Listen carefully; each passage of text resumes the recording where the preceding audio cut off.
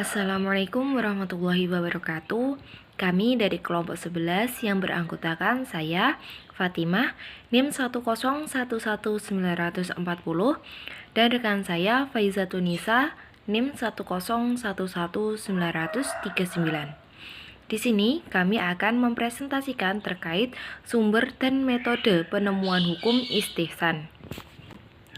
Yang pertama, saya akan menjelaskan terkait pengertian dari istihsan. Pengertian istihsan secara etimologis adalah menganggap baik terhadap sesuatu, baik yang bersifat konkret maupun abstrak. Sedangkan secara terminologi, istihsan menurut pakar usul fikih adalah dalil yang mendasari hukum syar'i dalam sebagian permasalahan. Bahwa istihsan berkisar pada dua hal. Pertama, bahwa istihsan merupakan perpindahan atau meninggalkan ketentuan qiyas yang jelas kepada ketentuan qiyas yang samar atau tersembunyi, karena ada alasan kuat yang menghendakinya.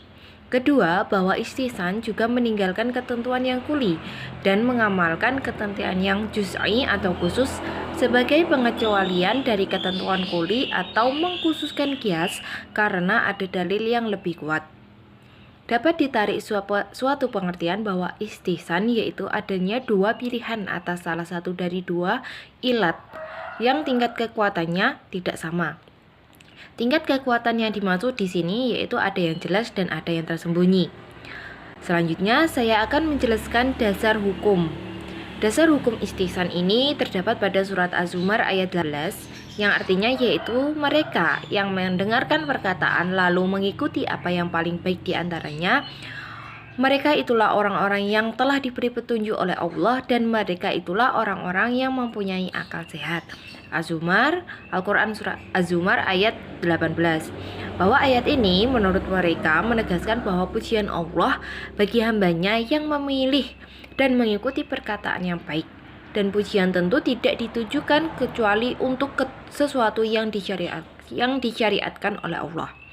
Kemudian surat Az-Zumar ayat 55 yang artinya, dan ikutilah sebaik-baik apa yang telah diturunkan kepadamu atau Al-Quran dari Tuhanmu sebelum datang azab kepadamu secara mendadak, sedang kamu tidak menyadarinya. Menurut mereka, dalam ayat ini Allah memerintahkan kita untuk mengikuti yang terbaik, dan perintah menunjukkan bahwa ia adalah wajib. Dan di sini tidak ada hal lain yang memalingkan perintah ini dari hukum wajib. Maka ini menunjukkan bahwa istihsan adalah hujah. Kemudian ada pada hadis Nabi yang berbunyi apa yang dipandang kaum muslimin sebagai sesuatu yang baik, maka ia di sisi Allah adalah baik, dan apa yang dipandang sesuatu yang buruk, maka di sisi Allah adalah buruk pula. Hadis ini menunjukkan bahwa apa yang dipandang baik oleh kaum muslimin dengan akal sehat mereka, maka ia pun demikian di sisi Allah. Ini menunjukkan bahwa kehujahan dari istihsan. Selanjutnya yaitu dilanjutkan oleh saudari Faizatunisa. Saya akan melanjutkan penjelasan yang ketiga, yaitu macam-macam istihsan. Yang pertama, istihsan qiyasi, yaitu menggunakan qiyas kafi atau samar dan meninggalkan qiyas jali atau nyata, karena ada petunjuk untuk itu. Istilah istihsan ini terjadi pada suatu kasus yang mungkin dilakukan padanya salah satu dari dua bentuk qiyas, yaitu qiyas jali dan qiyas kafi. Yang kedua, istihsan istisnai, yaitu hukum pengecualian dari kaidah-kaidah yang berlaku untuk umum karena ada petunjuk untuk hal tersebut. Istihsan istisnai terbagi kepada beberapa macam, yaitu yang pertama istihsan binas, yaitu hukum pengecualian berdasarkan nas atau Al-Quran atau As-Sunnah dari kaidah yang bersifat umum yang berlaku bagi kasus-kasus serupa. Yang kedua, istihsan berlandaskan ijma', yaitu terjadinya sebuah ijma' baik yang sharih maupun sukuti terhadap sebuah hukum yang menyelisihi qiyas atau kaidah umum. Yang ketiga, istihsannya berlandaskan urf atau adat kebiasaan, yaitu meninggalkan apa yang menjadi konsekuensi qiyas menuju hukum lain yang berbeda karena urf yang umum berlaku, baik urf yang bersifat perkataan maupun perbuatan. Dan yang keempat, istihsan yang didasarkan atas maslahah mursalah, yaitu ketika seorang mujtahid melihat ada suatu kedaruratan atau kemaslahatan yang menyebabkan ia meninggalkan kias demi memenuhi hajat yang darurat itu atau mencegah kemudaratan. Yang keempat, pandangan ulama tentang istihsan. Yang pertama, pandangan Abu Hanifah tentang istihsan. Istihsan yang digunakan oleh Abu Hanifah adalah bukan istihsan yang menyalahi nas atau kias, tetapi merupakan bagian daripada kias. Hal ini karena Abu Hanifah tidak menggunakan ilat kias karena berlawanan dengan kemaslahatan masyarakat yang dihargai syara atau dengan ijma atau dengan nas, sehingga Abu Hanifah memutuskan menggunakan istihsan.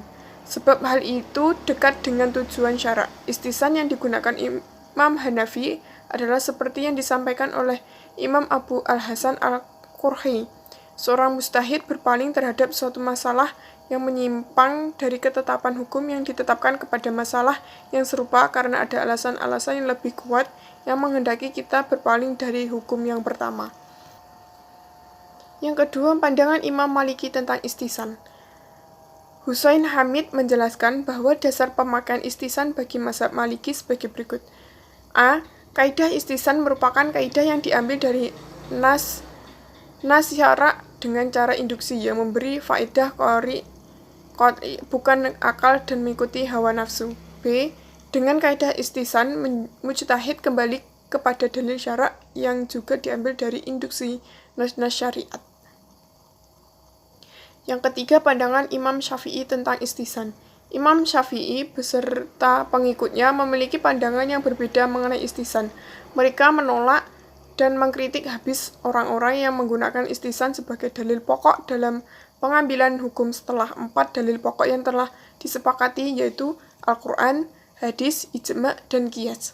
Imam Syafi'i berkeyakinan bahwa berhujjah dengan istihsan berarti dia telah mengikuti hawa nafsunya karena telah menentukan syariat baru. Sedangkan yang berhak membuat syariat itu hanyalah Allah Subhanahu wa Ta'ala.